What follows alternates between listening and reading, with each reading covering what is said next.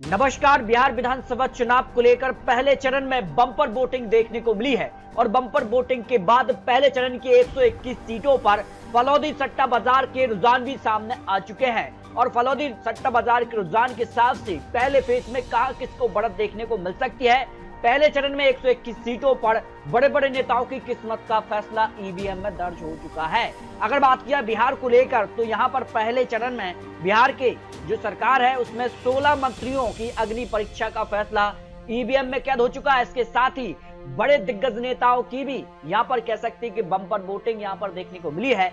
18 जिलों के लिए 121 सीटों पर इस बार बम्पर वोटिंग 64.46% यहां पर मतदान हुआ है, जबकि 2020 में 57.22% यहाँ पर मतदान यहाँ पर देखने को मिला था। करीब 7 से 8% मतदान यहाँ पर बढ़ा है और बड़े मतदान को लेकर अपने अपने जीत के दावे किए जा रहे हैं। आखिर यहाँ पर जो है बम्पर वोटिंग देखने को मिली है, जो मतदान प्रतिशत में इजाफा देखने को मिला है, इसका फायदा किसे होने जा रहा है और नुकसान किसे होने जा रहा है, इसको लेकर बिल्कुल लेटेस्ट आंकड़े सामने आ चुके हैं। पहले चरण में अगर बात की जाए कुल 1314 उम्मीदवार चुनावी मैदान में थे, जिनकी किस्मत का फैसला ईवीएम में दर्ज हो चुका है, जिनमें 519 करोड़पति उम्मीदवार और जिसमें 423 दागी और महिला 423 इस बार चुनावी मैदान में रही हैं। तो ऐसे में बात की जा रही कि बिहार को लेकर पहले चरण में जो फलौदी सट्टा बाजार का अनुमान है उस आधार पर पहले फेज में कहां किसको बढ़त देखने को मिल रही है, क्योंकि इस बार बिहार चुनाव को लेकर यहाँ पर जिस तरह से यहाँ पर माहौल बना है, महिलाओं को लेकर भी बड़े बड़े ऐलान किए गए हैं, रोजगार को लेकर यहाँ पर सरकारी नौकरी की बात की जा रही है या फिर बिजली बिल को लेकर, इस तरह से कई बड़े मुद्दे बिहार में रहे। लेकिन मतदान प्रतिशत जो बड़ा है, क्या एसआईआर का इसका फायदा मिला है, तो इसका फायदा किसे मिलने जा रहा है, इस पर सियासी गलियार और राजनीतिक विश्लेषकों में यहाँ पर अलग सा यहाँ पर जो है रुझान सामने आया है। सवर्ण यहाँ 15%, अति पिछड़ा यहाँ 36%, ओबीसी यहाँ 27%, दलित 19% और आदिवासी करीब 1.68% करीब और मुस्लिम मतदाता करीब यहाँ पर जो है 19% के करीब हैं। तो ऐसे में बिहार को लेकर पहला फेज क्यों महत्वपूर्ण माना जा रहा है, क्योंकि पहले फेज में महागठबंधन ने बढ़त हासिल की थी। 2020 चुनाव में महागठबंधन ने 121 सीटों में से 61 सीटें और एनडीए ने 59 सीटें। तो महागठबंधन को क्या फायदा मिलने जा रहा है, क्या 2020 के आंकड़े महागठबंधन दोहराएगी, क्या इन आंकड़ों के ऊपर निकल पाएगी, क्योंकि यहाँ पर आखिरी फेज में जिसका से जो 122 सीटों पर चुनाव बाकी है उन सीटों पर एनडीए ने बढ़त हासिल की थी 2020 में, लेकिन पहले फेज में महागठबंधन ने। तो इस बार क्या कुछ आंकड़ा हो सकता है, बड़े मतदान को लेकर अपने अपने रुझान सामने आ रहे हैं। तो पहले फेज को लेकर 121 सीटों में नालंदा जिले की अगर बात की जाए तो 7 सीटों पर जो मतदान प्रतिशत इस बार 5% से ज्यादा बढ़ा है।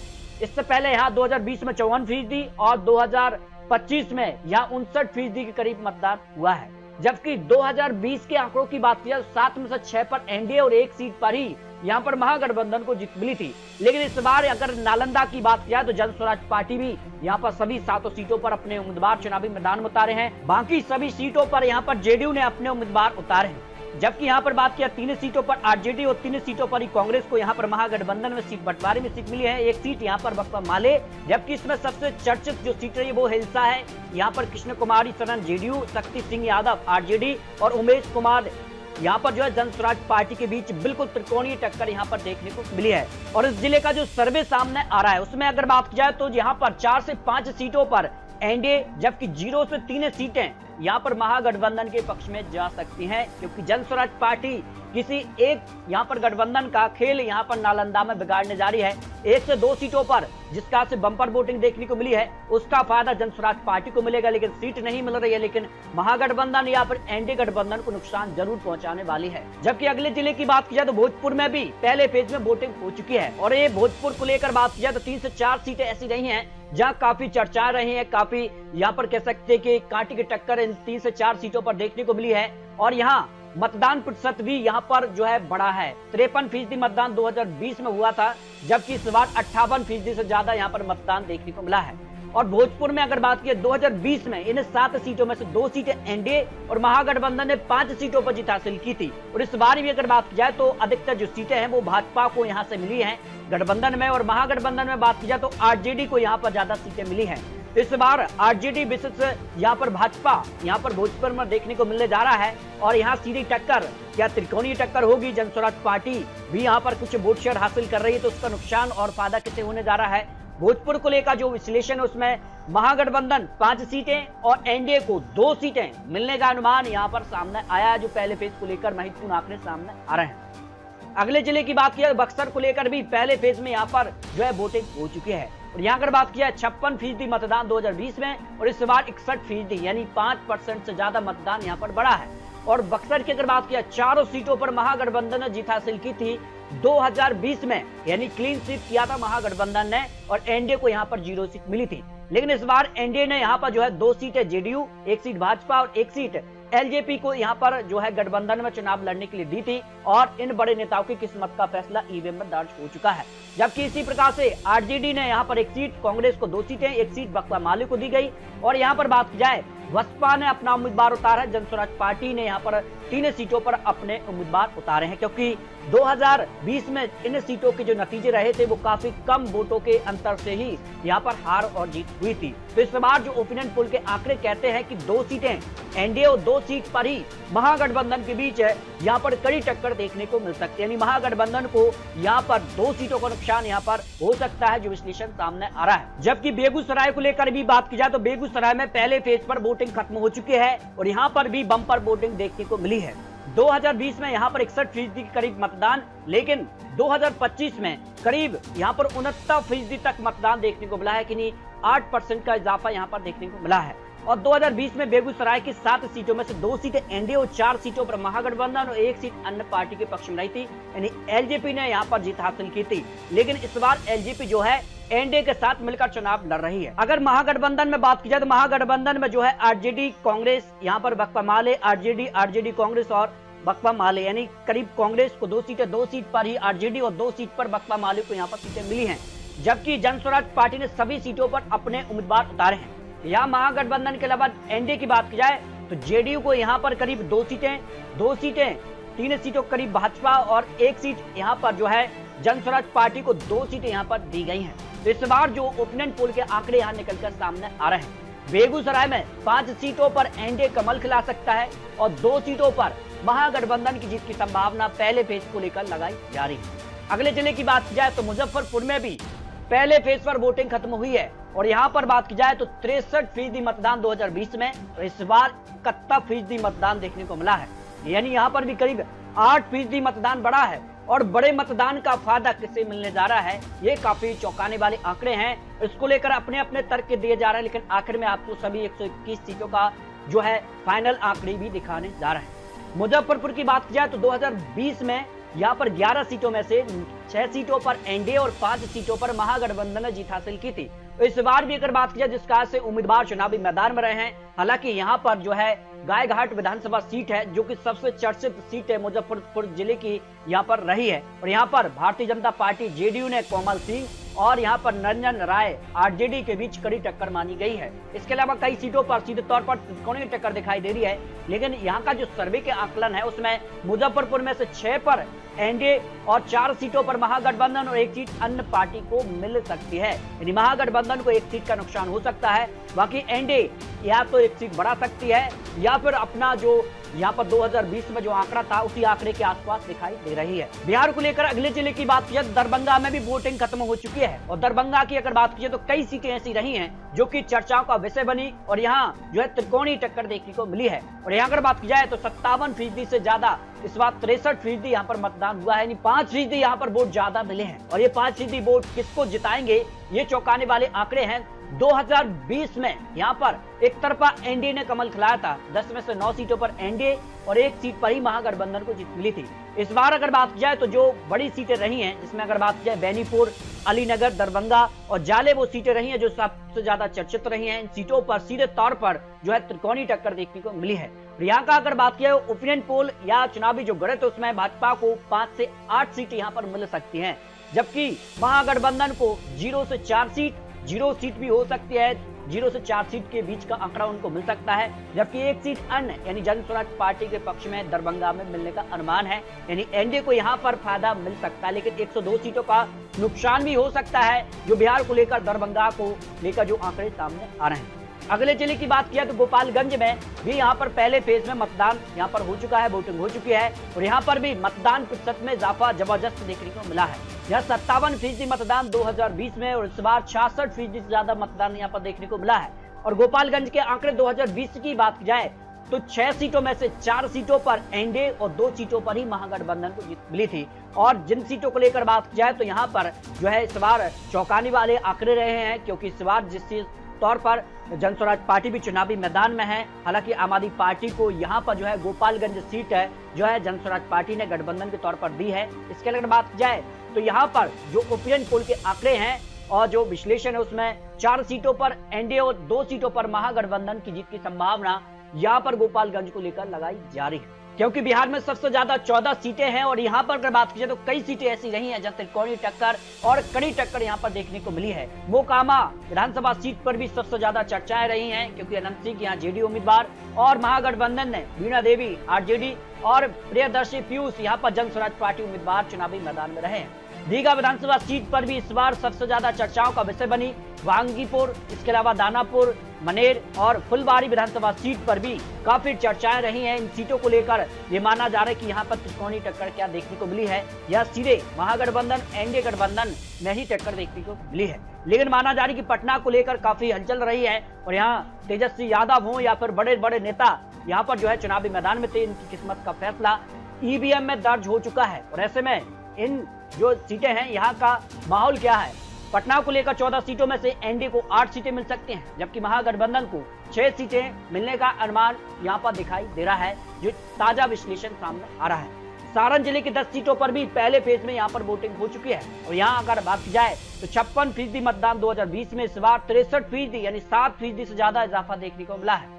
2020 में सारण की 10 सीटों में से 3 सीटें यहाँ पर NDA JDU Bharatiya Janata party को जीत मिली थी, जबकि महागठबंधन ने 7 विधानसभा सीटों पर जीत हासिल की थी और एनडीए को जिन सीटों पर जीत मिली थी उन सीटों पर भी मार्जिन काफी कम था। यहाँ पर अगर बात की जाए तो यहाँ पर जो है जिसका की तैयारी रही है यहाँ पर तरैया विधानसभा सीट पर, तो यहाँ 11,000 के अंतर से एनडीए ने जीत हासिल की थी, जबकि 6,761 वोटों के अंतर से भी यहाँ पर छपरा में एनडीए को जीत मिली थी और 3,681 वोटों के अंतर से यहाँ पर अमनौर विधानसभा सीट पर भी जीत मिली थी। यानी इस बार भी मुकाबला यहाँ पर कांटे की टक्कर भरा रहा है और एनडीए को 5 सीटें, महागठबंधन को 4 सीटें और अन्य पार्टी 1 सीट पर कब्जा जमा सकती है। यानी यहाँ पर सीधे तौर पर कड़ी टक्कर देखने को मिली है।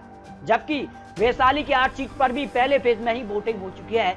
यहाँ पर 62% मतदान 2020 में, लेकिन इस बार 67% मतदान देखने को मिला है, यानी 4% का इजाफा यहाँ पर भी देखने को मिला है। वैशाली की 8 सीटों में कांटे की टक्कर 2020 में मिली थी 4 सीटें महागठबंधन, तो 4 सीटों पर ही एनडीए को यहाँ पर जीत मिली थी। इस बार अगर बात की जाए तो किसके खाते में कितनी सीटें जा रही हैं, आंकड़े कहते हैं कि वैशाली में इस बार महागठबंधन को यहाँ पर 2 सीटों का नुकसान दिखाई दे रहा है, जबकि एनडीए को 5 सीटें यानी 1 सीट का फायदा, लेकिन 1 सीट जन स्वराज पार्टी वैशाली जिले से निकाल सकती है, जो महासर्वे के आंकड़े यहाँ पर निकलकर सामने आ रहे हैं। अगले जिले की बात किया समस्तीपुर की 10 सीटों पर भी पहले फेज में ही वोटिंग हो चुकी है। समस्तीपुर में 61% मतदान 2020 में देखने को मिला और इस बार 71% यानी 10% का इजाफा, जबरदस्त इजाफा देखने को मिला है।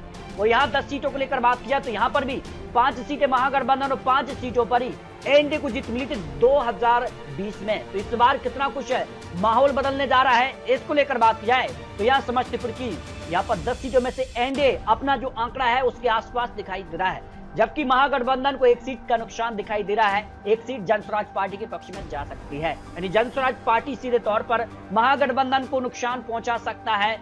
जो राजनीतिक गलियारों में चर्चाएं हैं, जिसका की तैयारी है और जिसका से अजुद्दीन ओवैसी भी यहाँ पर सीधे तौर पर महागठबंधन पर ही हमला करते नजर आए हैं, तो कहीं न कहीं मुस्लिम वोट बैंक भी खिसक सकता है।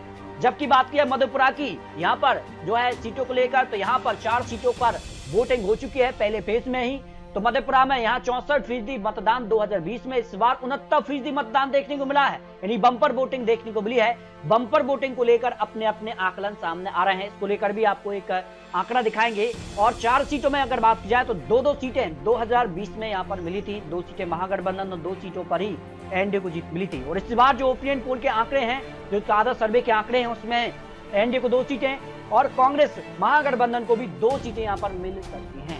जबकि खगड़िया जिले की बात की जाए तो यहाँ पर भी पहले फेज में मतदान हो चुका है और 61% के मुकाबले इस बार 67% मतदान देखने को मिला है, यहाँ पर भी बम्पर वोटिंग देखने को मिली है।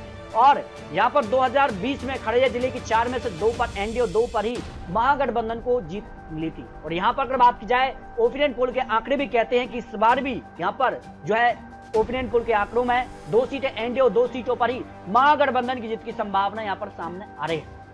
शेखपुर जिला की 2 सीटों पर ही पहले फेज में वोटिंग हो चुकी है और 56% के मुकाबले 61% मतदान यानी 5% का इजाफा यहाँ पर देखने को मिला है। और यहाँ पर भी बिल्कुल बराबरी की टक्कर 2020 में देखने को मिली थी, 1 सीट एनडीए और 1 सीट महागठबंधन के पक्ष में रही थी। और ओपिनियन पोल के आंकड़े भी कहते हैं कि 1 सीट एनडीए और 1 सीट महागठबंधन के पक्ष में यहाँ पर जा सकती है। मुंगेर जिले की यहाँ पर बात की जाए तो 3 सीटों पर भी वोटिंग हो चुकी है पहले फेज में और यहाँ 51% के मुकाबले 63% यानी 12% का इजाफा यहाँ पर देखने को मिला है। जिन जिलों में ज्यादा वोट परसेंटेज बढ़ा है, इसके आंकड़े किसके पक्ष में जा रहे हैं, क्योंकि तारापुर से सम्राट चौधरी भाजपा उम्मीदवार हैं और अरुण कुमार आरजेडी, संतोष सिंह यहाँ पर जनसुराज पार्टी। ये चर्चाओं का विषय रही क्योंकि सम्राट चौधरी भारतीय जनता पार्टी की तरफ से यहाँ पर डिप्टी सीएम है और ऐसे में उन सीट को लेकर क्या इजाफा हुआ है। और इस सीट को लेकर बात जाए तो जिस कार से आंकड़े रहे हैं तारापुर सीट को लेकर, तो इस पर जेडीयू ने जीत हासिल की थी 2000 यहाँ पर बात की जाए 20 में, तो इस बार कितना कुछ माहौल बदल रहा है। और यहाँ पर बात की 2 सीटें एनडीए और 1 सीट पर ही महागठबंधन की जीत की संभावना दिखाई दे रही है।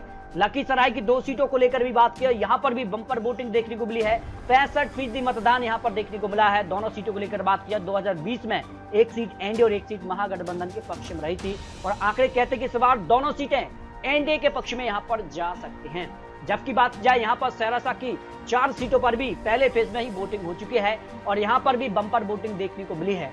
यहाँ 69% मतदान देखने को मिला है 2025 का जो आंकलन है और 4 सीटों में 2020 में 3 सीटें एनडीए और 1 सीट महागठबंधन के पक्ष में रही थी। और इस बार अगर बात किया ओपिनियन पोल के जो आंकड़े उसमें 3 सीटें एनडीए को मिल सकती है, यानी आंकड़ा अपना दोहरा सकता है एनडीए या 4 सीट पर भी कब्जा जमा सकता है, जो महत्वपूर्ण आंकड़े सामने आ रहे हैं क्योंकि जनसुराज पार्टी सीधे तौर पर महागठबंधन का नुकसान बिगाड़ती नजर आ रही है। सीवान जिले की बात किया, सीवान जिले में भी पहले फेज में ही मतदान हो चुका है। सीवान जिले में 56% के मुकाबले इस बार 60% यानी 4% का इजाफा यहाँ पर देखने को मिला है। जो चर्चित सीटें रही हैं सीवान और रघुनाथपुर सीट पर, यहाँ पर जो है उम्मीदवारों के बीच जिस कार के आंकड़े हैं, जिसके अलावा अगर बात की जाए तो काफी चर्चाओं के विषय ये दोनों विधानसभा सीटें रही हैं और इस बार कितना कुछ फायदा उनको मिल सकता है वो काफी महत्वपूर्ण रहा है। तो इस बार बिहार विधानसभा चुनाव को लेकर पहले फेज को लेकर जो आंकलन निकलकर सामने आ रहा है उसमें महागठबंधन 47 से 60 सीट के आसपास हो सकता है जो विश्लेषण रहा है। लेकिन बात की जा रही कि महागठबंधन को नुकसान दिखाई दे रहा है 2020 के मुकाबले, जबकि एनडीए को फायदा मिल सकता है। 63 से लेकर 80 सीटों का विश्लेषण पहले फेज में एनडीए को लगाया जा रहा है, जबकि 5 से 8 सीटें अन्य पार्टी को जा सकती हैं। वो 5 से 8 सीट ही सीधे तौर पर महागठबंधन का वोट शेयर कम कर रही है और वही वो बड़ा कारण है कि यहां पर जो है एनडीए को फायदा मिलता नजर आ रहा है। यानी जिन सीटों पर कड़ी टक्कर होगी, जहां मार्जिन 1000-2000 वोट का होगा, वहां सीधे तौर पर एनडीए उस सीट को जीतेगा और नुकसान महागठबंधन को देखने को मिलेगा, क्योंकि जनसुराज पार्टी भी अपना 5 से 10% वोट शेयर इस चुनाव में निकाल सकती है। आखिर बिहार विधानसभा चुनाव में जो वोट परसेंटेज बढ़ा है उसका फायदा किसे मिलने जा रहा है? तो वोट परसेंटेज जो बढ़ रहा है उसका फायदा एनडीए को मिलेगा, क्योंकि कुछ चुनाव के जो आंकड़े रहे हैं उस आधार पर जब भी सत्ता पक्ष होता है और वोट परसेंटेज का इजाफा होता है तो उसका फायदा सत्ता पक्ष को मिल रहा है। इससे पहले इसका उलट अंदाज था कि सरकार बदलती थी, लेकिन अब जो है सत्ता पक्ष को हमेशा वोट परसेंटेज का फायदा मिल रहा है। ये महाराष्ट्र चुनाव में भी देखा है। तो इस तरह से बिहार विधानसभा चुनाव को लेकर पहले फेज की यहां पर सभी 121 सीट और 18 जिलों के आंकड़े आपको दिखाए हैं। फिर भी आपको बता दें ये चुनावी आंकड़े चुनावी अनुमान है। बिहार की जनता ने तय कर दिया है कि आखिर बिहार में अगली सरकार किसकी बन सकती है। पहले फेज की 121 सीटों के बड़े बड़े उम्मीदवारों की किस्मत का फैसला ईवीएम में दर्ज हो चुका है। लेकिन बम्पर वोटिंग क्या बिहार में खेला करने जा रही है या कुछ बिहार में नया होने जा रहा है? बिहार को लेकर आपको क्या लगता है बिहार में अगली सरकार क्या तेजस्वी यादव मुख्यमंत्री बनेंगे या फिर नीतीश सरकार बनने जा रही है? इसको लेकर आप रखिए। मिलते हैं और लेटेस्ट और महत्वपूर्ण विश्लेषण के साथ, तब तक ले जय हिंद, जय भारत।